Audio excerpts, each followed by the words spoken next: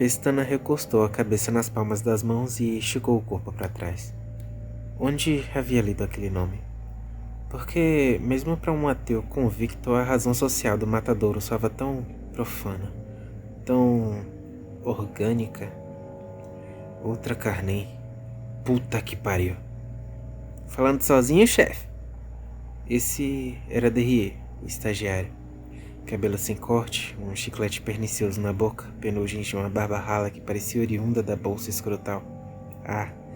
E obviamente aqueles malditos fones de ouvido. Tira essa porcaria da orelha. Eu detesto não saber se você está me escutando ou não. O garoto obedeceu. Inclusive, engoliu o chiclete que poderia voltar a irritar Pestana. Eu não estava falando sozinho, estava pensando. Caso novo? O garoto chegou mais perto da mesa e apoiou as mãos em uma das cadeiras. Ele ainda não podia ocupar aqueles 2 assentos e muito menos o assento que ficava atrás da plaquinha de detetive particular. Nada é novo em Três Rios, mas é um caso. E sim, outro caso que aponta para aquela merda de matador. Morreu alguém por lá? Pestana riu. Filho, o nome do lugar é Matadouro. Eu quis dizer... Se às vezes também morre gente por lá? Pestana apertou os olhos. Tá lembrado da moça bonita que veio até aqui semana passada? E tem jeito de esquecer? Terrier sorriu. Por um momento lembrou detetives tarados da terceira idade que entulhavam os bares da periferia da cidade. Respeito, moleque. A moça é casada. Eu achei que fosse viúva. Ninguém tem certeza. É por isso que ela me procurou. Você conhece a polícia dessa cidade. Quem não se vendeu ainda pode ser alugado. Se alguma coisa aconteceu com o marido dela dentro do matadouro, ninguém vai se esforçar muito para descobrir. E o senhor vai? Dessa vez foi o detetive quem riu. Vou dar um passeio mais tarde. Tem nojo de sangue, garoto? Derrier pensou um pouco e sentiu a boca amargar. Só do meu. Se Pestana tivesse mencionado o horário da investigação, o mais provável é que Derrier tivesse inventado uma desculpa cebosa para não ter subido naquela Verona. Tudo bem que o clima era mais agradável sem todo o calor do sol e que o transtorno era mais fluido sem tantos pedestres e carros contaminando as ruas e estradas. Mas a expectativa de visitar à noite um lugar onde a morte era o principal negócio parecia uma ideia tão ruim quanto urinar sobre os próprios pés. Precisava ser hoje? Derrier se ajeitou no banco. Quem faz a segurança noturna é o Claudio Scopa. A gente trabalhou junto na polícia. Ele é de confiança e quer ajudar. Podia ser amanhã ou depois de amanhã, mas seria à noite do mesmo jeito. Mas se você estiver muito desconfortável, eu te deixo no próximo posto de gasolina e te pego na volta. Desconfortável? Que palavra merda para substituir apavorado. É que eu tenho prova na faculdade amanhã. Derrier mentiu e, como sempre, mordeu o lábio em seguida. Cacoetes. Eles facilitam muito o trabalho de um detetive. Fica tranquilo, eu só quero dar uma olhada no lugar. Muitas vezes a polícia daqui atropela um cadáver e nem chega a sentir o cheiro. O plano é afastarmos essa possibilidade e voltarmos para casa antes das 10 da noite. Eu ainda tenho que levar a Rita na casa da mãe dela. A velha faz aniversário amanhã. E o senhor não vai? Nem fudendo. O Verona já levantava poeira no vacinal Carlos Braga, assustando lagartos e explodindo os pequenos mosquitos que se aventuravam no para-brisas. Eles vinham aos montes. Fazia um calor terrível no noroeste do estado desde março. A TV dizia que não haveria redução significativa na temperatura para aquele ano. Ao que tudo indicava, 87 seria um inferno na Terra. Gosta dessa música, filho? Pestana aumentou o volume e acendeu um cigarro em seguida. Não demorou muito até que Derrier confessou. Acho que nunca ouvi um som tão pesado. Você não tem ouvido muita coisa nova, né? Isso aí é Metallica. Eu não gosto muito dessa merda, mas meu menino adora. Estendeu a embalagem a Derrier. A capa era estranha, parecia uma poça de sangue. Semana passada eu tive um quebra-pau com ele, porque o Rooney não queria cortar a merda do cabelo comprido. A mãe entrou no meio e então já viu. Acabou que ele não cortou o cabelo e eu dormi no sofá. A vida às vezes é uma merda, não acha não? Pestana riu. Se acha. E era uma merda mesmo. Ainda mais para um cara chamado Derrier, que não conhecia Metallica e ainda pensava que Guns N' Roses era a única banda de rock do planeta Terra. Além disso, ele estava dentro daquele carro quase sufocando com a fumaça de Bensonhead do Pestana e sem a menor perspectiva de perder a virgindade. Isso era ruim, muito ruim. Ele já tinha 17 anos, puta merda. Ser cabaço aos 17 deveria ser crime. Eu não lembrava desse lugar ser tão grande. Derrier disse quando avistou os holofotes azulados do matadouro. Eu não sabia que você conhecia esse lugar. Meu pai trabalhou aqui antes de... você sabe. Claro que sim. Como muita gente em Três Rios também sabia, o pai de Derrier traiu a esposa com o rabo de saia e deixou a mãe e o garoto para trás. A última notícia dele é que o rabo de saia se cansou do velho e comprou e reformou um bar em terracota. Há males que vêm para o bem, garoto. Nem que seja para bem longe. Pestana disse e diminuiu a velocidade. Dobrou à esquerda sem querer perder tempo com uma conversão decente. Em menos de 5 segundos havia tanta poeira no ar que não era possível enxergar a pista lá atrás. Porque eles nunca asfaltaram essa estrada. O garoto tossiu um pouco do pó que entrou pelo vidro do Verona. Eu não faço ideia, mas se quer um palpite. Aposto que alguém lá dentro detesta visitas. O povo dessa cidade é enxerida. Três Rios cresceu, mas a cabeça do povo continua menor que uma ervilha. A estrada dificulta que o pessoal venha xeretar o que acontece aqui. Como... Como se alguém se interessasse em ver um monte de bicho morto. Pestana sepultou o cigarro e atirou a guimba do Benson pela janela. Eles se interessam, Derrier. Pode apostar que se interessam. O ser humano é um bicho curioso, ainda mais quando o assunto envolve desgraças. Já reparou em um velório, por exemplo? Porque sempre tem mais gente velando um morto do que num batizado ou casamento. O povo é igual urubu, filho. A gente não consegue sentir o cheiro da carne se voar para longe. Nossa fome não deixa. Isso é nojento. Derrier reclamou e cuspiu amargo da boca pelo vidro. Peçanha riu e voltou a diminuir a velocidade do carro. As luzes do matadouro já iluminavam o capô cor de sangue do Verona. Não foi muito difícil entrar. Como Pestana disse, seu amigo da polícia estava ansioso para cooperar. Tão ansioso que o carro mal estacionou e o homem abriu o enorme portão metálico do matadouro. Havia um 7 estampado nele, enorme e vermelho. Os dois homens se cumprimentaram sem muito entusiasmo. Derrier estendeu a mão e ficou no ar. Que bom que você veio, mas trazer o garoto foi um risco desnecessário. Ele é meu ajudante. Além disso, nós também começamos cedo. Guarda municipal não é trabalho de detetive Pestana. Eu vim porque eu quis. Derrier encheu o peito para dizer. Aposto que sim. O vigia usava uma jaqueta grossa, bem mais eficiente do que as camisas finas de Pestana e Derrier. E o mais impressionante é que ele precisava dela, porque fazia frio dentro daquele lugar. Frio de verdade. Scopa fechou o zíper até bem perto do pescoço e seguiu em frente, Pestana colado a ele. Achei que você não viria. Agradeço por acreditar em mim, disse o homem do matadouro. Antes que o garoto abrisse a boca, Pestana olhou para trás e sinalizou com os olhos de que estava tudo certo. Ok, uma mentirinha aceitável. Mas para Derrier era bem melhor acreditar que a iniciativa tivesse partido de Pestana.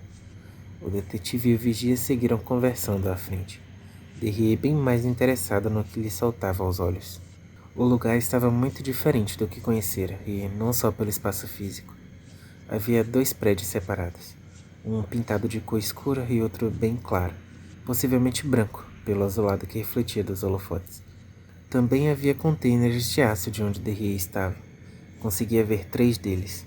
Nos flancos do terreno, mais de 5 caminhões, alguns com caçamba de metal, outros com gaiolas. Caminhões para transportar carga viva. No chão, somente a terra afofada pelo sereno. Os 2 homens que iam na frente tinham acabado de passar pelo segundo container quando um murro fez Pestana parar de andar. Derrier apressou os passos até ele, assustado com o som horrível. Não era somente um som, era quase uma vocalização humana. São os bois. Scope explicou. Eles às vezes fazem isso quando percebem a armadilha. Que tipo de armadilha? O garoto perguntou. Eles não sabem que vieram até aqui para morrer. Pestana supôs acertadamente. É isso aí. Nós tratamos bem os bichos até acertarmos a cabeça deles. Se o animal percebe que vai morrer e fica estressado, a carne ganha um gosto ruim, fica amarga. Um veterinário que vem aqui de vez em quando contou que é a bile dos bichos. Acontece só com os bois? Não, acontece bem mais com os porcos. Você já viu como eles morrem em um lugar como esse? Scopa perguntou a Derrier. O assunto não era dos melhores, mas pelo menos o vigia agora falava com ele. Filho, você não quer saber disso. Pestana ainda tentou. Eu aguento, o garoto disse e chegou mais perto de Scopa. Os porcos ficam soltos um tempo, armazenados e se esbarrando como idiotas. Então alguém abre o portão e um sortudo consegue escapar da aglomeração. O corredor é apertado, mas o porco escolhido está feliz. Afinal de contas, ele conseguiu escapar, certo? Errado. O infeliz está caminhando para o matador, que é chamado de Magaref por aqui. No caso do 7, o Magaref fica no chão, abaixo do nível do porco. Então, quando o bicho passa, Scopa fez um som riscado. Ele sobe a faca e acerta direto no coração do bicho. Ele erra um ou outro no meio da porcada, mas o índice de acerto é de quase 100%. Depois que o bicho morre, vem um monte de gente nova para abrir a barriga e tirar as tripas para deixar a carne bonita. Puta merda, o garoto disse. Estava um pouco mais branco que o normal. Munido de boa intenção, Pestana tentou mudar de assunto, retornando ao mugido rouco que agora se repetia. Não sabia que também se sacrificava à noite. Por aqui a gente diz abate. Mas é raro, sim. Quase sempre a carnificina acontece durante o dia. Se eu trabalhasse como magrefe, ia preferir fazer à noite por causa do sangue, sabe? Tem muito sangue onde eles matam os bichos. Sangue, urina. Às vezes um animal se caga antes de chegar a hora. De noite a visão não é tão boa. Não sei como alguém consegue trabalhar nisso por muito tempo. Derrier desabafou. Muitos não conseguem. Bem, conseguir eles conseguem, mas a profissão cobra um preço. Quase sempre quem trabalha no abate ganha um peso novo no rosto. Envelhece cedo, essa gente não consegue ficar feliz como gente comum. Acho que eles também morrem um pouco a cada vez que eles matam um bicho. Tinha esse velho que trabalhava aqui. O nome dele era Agenor. O velho matou boi, vaca, porco, galinha desde os 15 anos. Quando ele saiu daqui tinha 66, mas quem via o pobre diabo dava 90 anos para ele. O coitado se matou 2 meses depois dele se aposentar. Não com um tiro ou um machado, mas com o carro dele. Ele se jogou com o fusca de uma ribanceira. Que merda!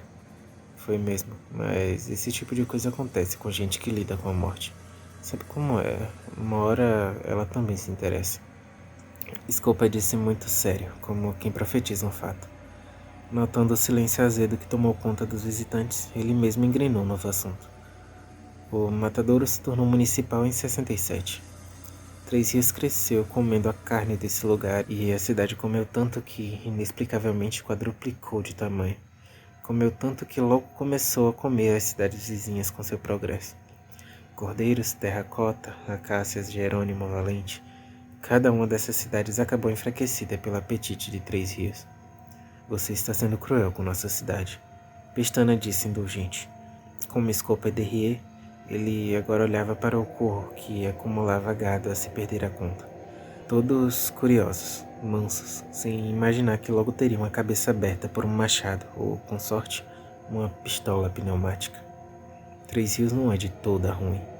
De certa forma, a gente também sustenta a vizinhança. Sustenta? Derrier perguntou. É sim. Desde 77, toda a região recebe carne daqui do matadouro. Só daqui. Fizeram até uma lei para que isso acontecesse. Como assim? As pessoas ainda são livres para escolherem a carne que elas compram, não? Derrier insistiu.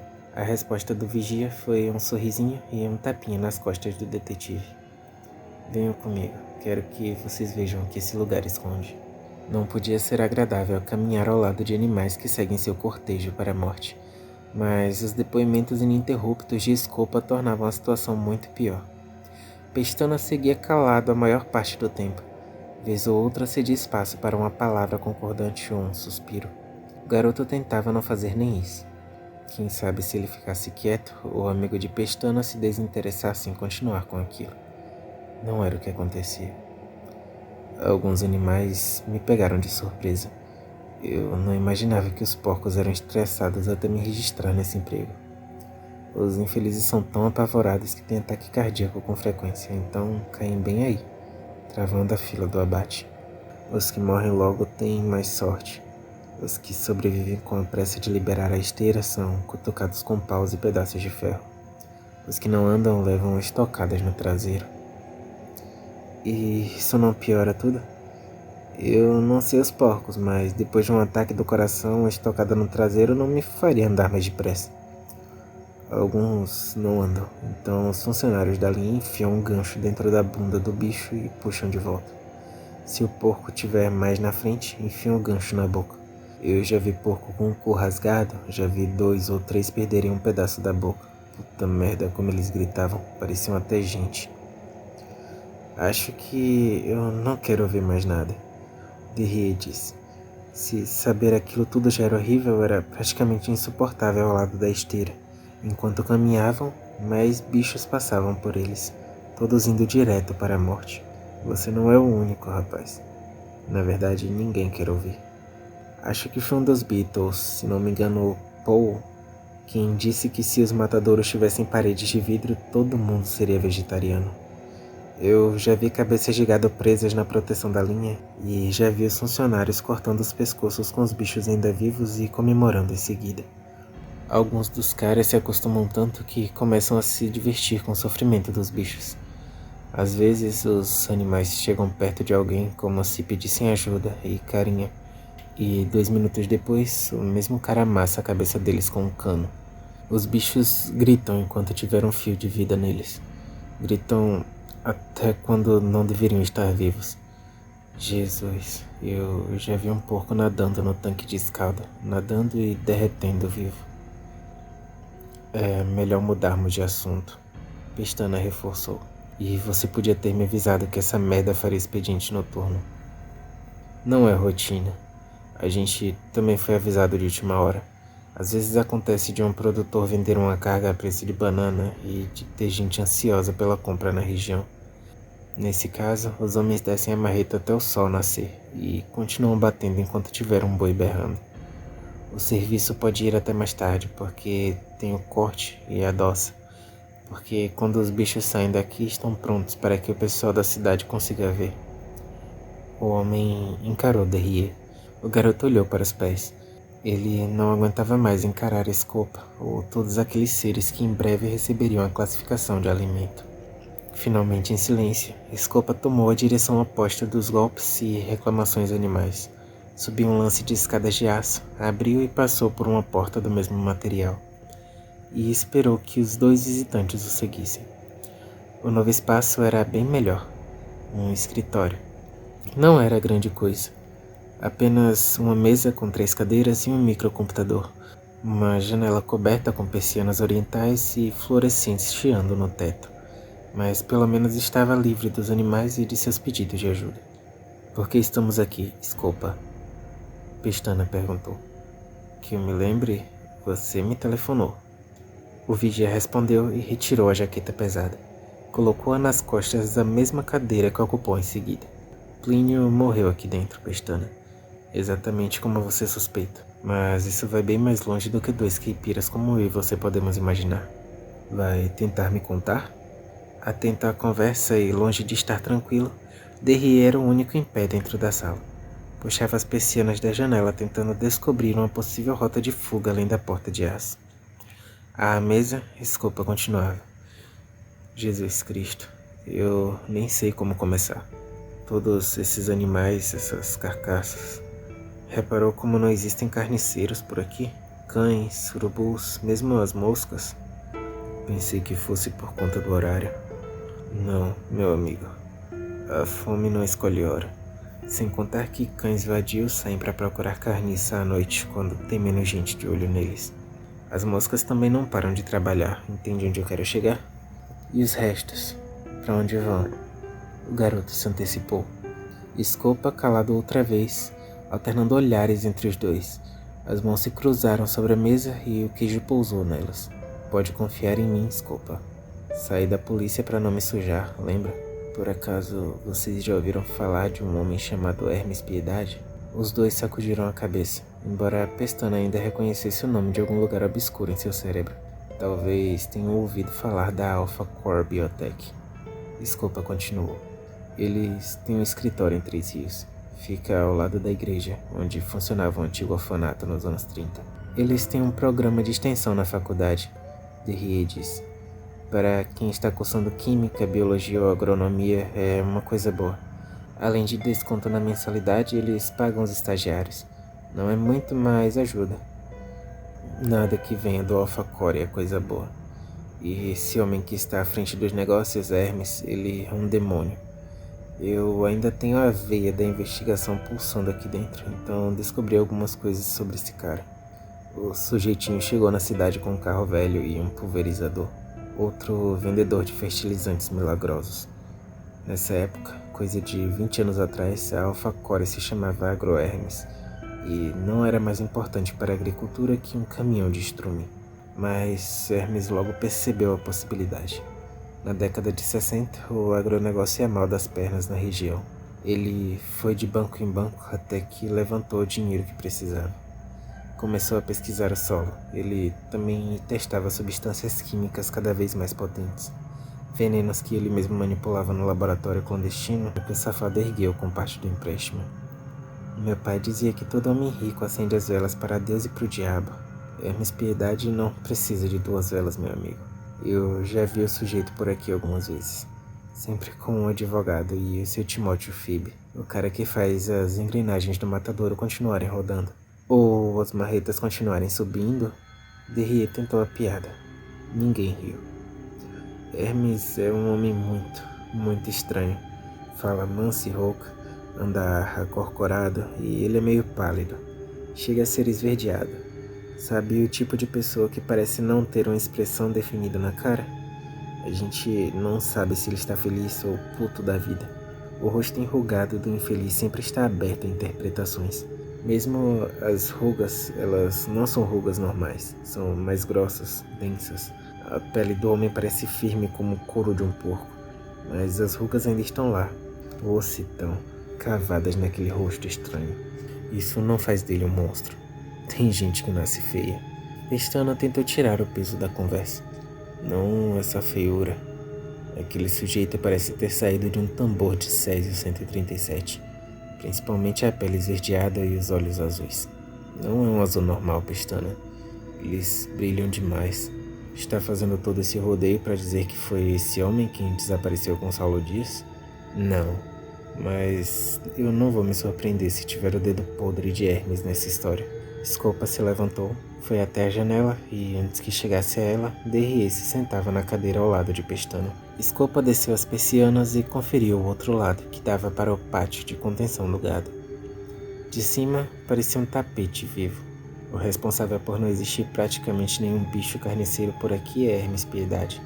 Ou melhor, uma das porcarias que ele vende. Pesticida?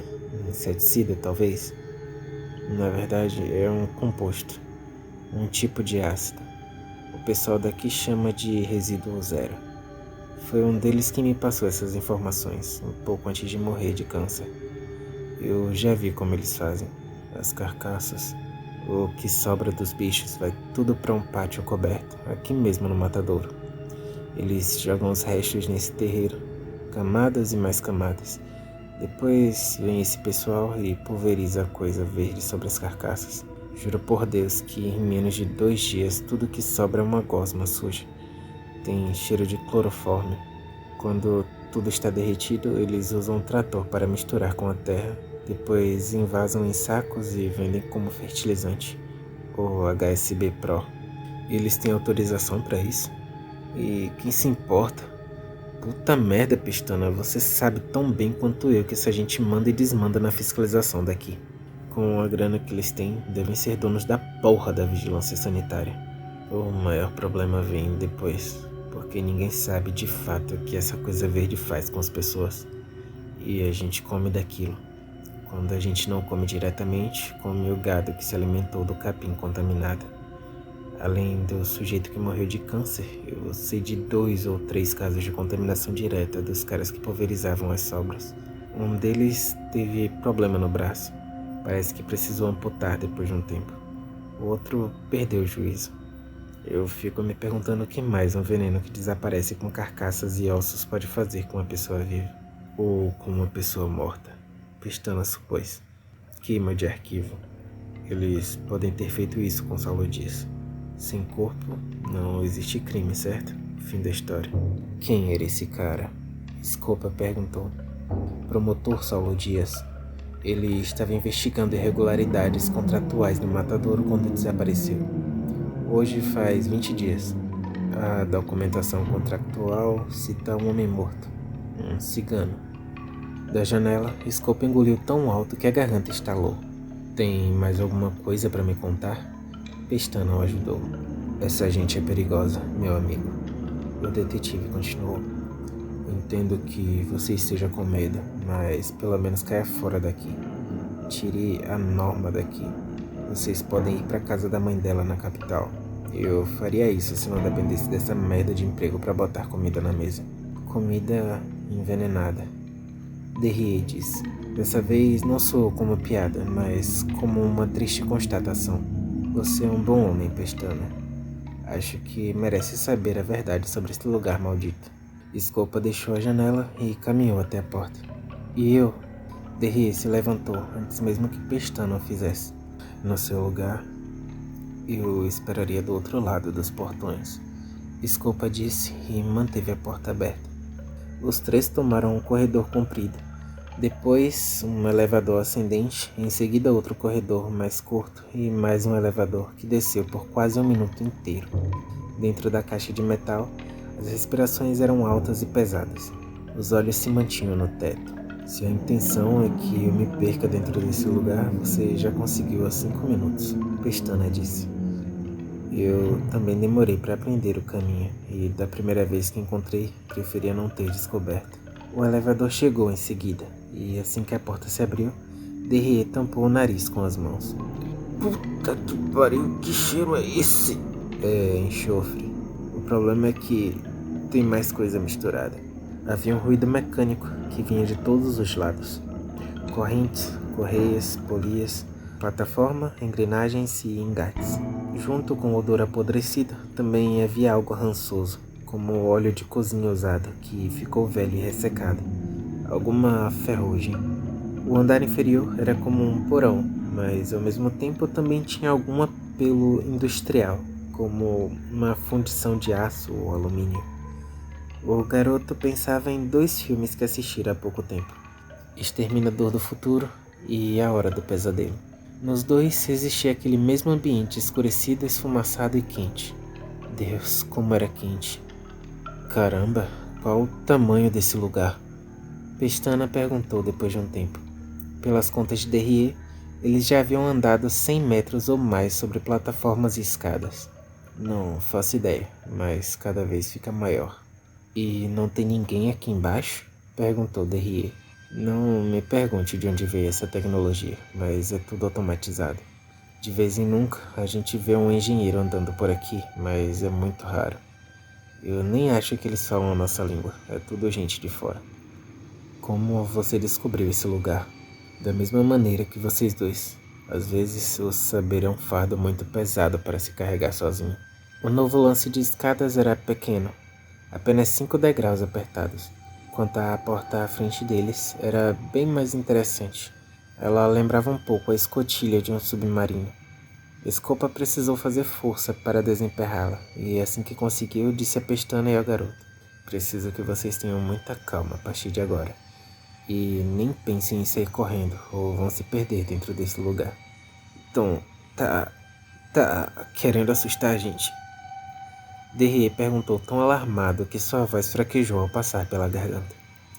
Acredita em mim, guri. Depois que vocês passarem por essa porta, eu não vou precisar me esforçar para isso. O escuro pode ser misericordioso algumas vezes, e foi somente breu que os olhos de Pestana encontraram em um primeiro momento. As narinas não tiveram tanta sorte. Queimaram tanto que o detetive precisou recuar até a porta, o que repetiu algumas vezes antes de conseguir se acostumar minimamente. Atrás dele, Derrier tentava tomar a dianteira. Acho melhor você ficar do lado de fora. Tá me zoando? Ficar do lado de fora depois de ter vindo até aqui? Derrier insistiu. Garoto, nada com cheiro tão indecente pode prestar. Pestana esfregou os olhos. Eu também iria embora se não estivesse trabalhando. Só saio daqui se o senhor for junto comigo. Os dois se encararam à porta. E, por um momento, pareceram bem mais pai e filho do que instrutor e estagiário. Vocês vêm? Scopa perguntou do lado de dentro. A visão tende a se esforçar bem rápido para se acostumar com o escuro. E o esforço aumenta um bocado quando o resto do corpo se sente ameaçado. O que é isso aqui? Um freezer? Derrier perguntou. Conseguia ver alguma coisa 2 metros à frente. Pareciam peças de carne. É melhor vocês respirarem fundo. Scopa disse e os cegou momentaneamente com a luz. Nos primeiros 2 flashes da fluorescente, Pestana acreditou ser vítima de uma ilusão. Junto com a agressão do terceiro, acreditou estar sonhando, e foi só quando as luzes se estabeleceram que ele se afastou procurando apoio de uma das paredes azulejadas para compensar a incapacidade das pernas. Ao seu lado, Derrier soltava o primeiro jato de vômito da noite. Minha Nossa Senhora, que tipo de merda é essa? Pestana conseguiu perguntar com muito custo, brigando com a respiração que não queria continuar. É exatamente o que parece, Pestana. Eram corpos humanos. Havia mais de 10 carcaças dependuradas pelos pés. Sangue no chão, músculos seccionados, pedaços de gordura que resistiam nos tecidos. Nada de pele, pelos ou cabelos. Eu quero sair daqui! Pelo amor de Deus, me tira daqui! Derrier gritou, apanhando os antebraços do detetive com força suficiente para deixar uns arranhões na pele. Calma, garoto. Também tô apavorado. Pestana liberou a mão direita e a deslizou até a cintura. Eu não sou uma ameaça, meu amigo. Scopa previu seus movimentos e chegou mais perto. Acredite ou não, eu não consigo mais conviver com isso. Botou a mão sobre um dos cadáveres, em seguida a esfregou nos azulejos, deixando um rastro vermelho e denso. Me conta o que sabe de uma vez. Tudo o que você sabe. Garoto, monta guarda na porta. A gente não quer ser surpreendido. Apesar de estar ansioso para sair de perto daqueles cadáveres, Derrier confirmou a ordem com Pestana. O detetive assentiu. 3 Rios não é o que costumava ser há muito tempo. Os crimes aumentam, pessoas desaparecem, a polícia não consegue dar uma satisfação às vítimas. A fé vai embora e cede espaço para o misticismo e a superstição. Tem lido os jornais ultimamente? Preciso ler, se quiser continuar nativo. Ninguém contrata um detetive desinformado. Gente que volta dos mortos, assassinatos. Chegou a chover sangue em cordeiros. Sangue. Eles podem dizer o que quiserem, mas testaram a maldita coisa vermelha que caía das nuvens. AB positivo. Puta merda. E vocês sabem o que dizem sobre o diabo andar passeando por aqui. Conversa. Todo mundo culpa o diabo por tudo, disse Pestana. Alguns viram o diabo. Viram com os próprios olhos. Viram há 30 anos atrás e há 2 anos. A mesma descrição, Pestana. E nós dois sabemos que certas informações nunca saem dos relatórios da polícia. Quem fez isso não foi o diabo, Scopa. Foi gente como eu e você.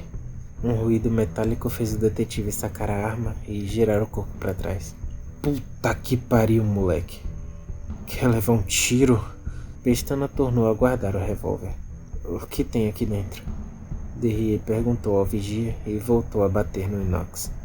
A coisa parecia um segundo refrigerador, ia do chão ao teto. Vá em frente. A porta sempre fica aberta. É só puxar a alavanca para baixo. Eu posso? Abre logo essa merda. Pestana caminhou até ele. Com uma visão bizarra, o sangue dos corpos pareceu ter mudado de rota. Os olhos nublaram, a bexiga cedeu um pouco. O estômago se afundou em um abismo de gelo. Derrier vomitou pela segunda vez. São as roupas deles. O vigia explicou. De quem, porra? Pestana perguntou, o cérebro querendo explodir, incapaz de assimilar mais horrores. Isso aí é pele? Derry limpou a boca com o punho. Pele de gente? É o que cobria aquela gente pendurada ali na frente. O que é toda essa abominação? O que significa? Você não acredita em Deus, Pestana. Por isso eu duvido que consiga acreditar no diabo. Mesmo assim, cara, você precisa acreditar em alguma coisa. Eles estão vindo lá de baixo, Pestana. Do porão. Eu já vi 1 ou 2 deles.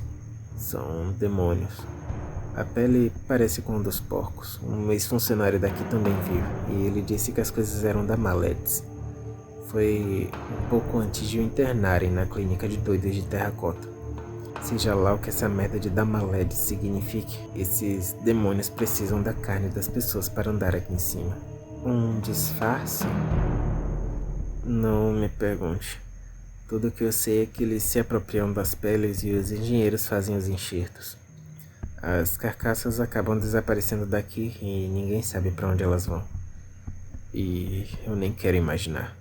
Pestana disse. Derry engoliu. Essa cidade está podre, Pestana. Tão podre que começou a apodrecer as cidades vizinhas. De alguma forma, tudo isso começa aqui, nessa porra de matadouro. Precisamos chamar a polícia. Não. Não? Então por que me chamou e me mostrou tudo isso? Porque você andou remexendo no lixo dos outros. E os outros, nesse caso, nem são seres humanos. Chamei você porque sou seu amigo. Eu vou sair da cidade daqui a 3 dias e quero que você faça o mesmo. Carlão, minha vida é aqui. Se alguém está transformando minha cidade em um inferno, eu vou lutar para que isso não aconteça. Você me convenceu a sair da polícia quando a coisa ficou feia. Eu entreguei minha licença e o meu parceiro morreu na semana seguinte. Levou uma bala nas costas. Não tenho uma bola de cristal, mas se eu ainda estivesse na polícia, aquela bala poderia ter me acertado. Estou retribuindo o favor, Pestana, porque é isso que os amigos fazem. Gente, o garoto perguntou às costas dos dois. Pestana girou o corpo. Merda.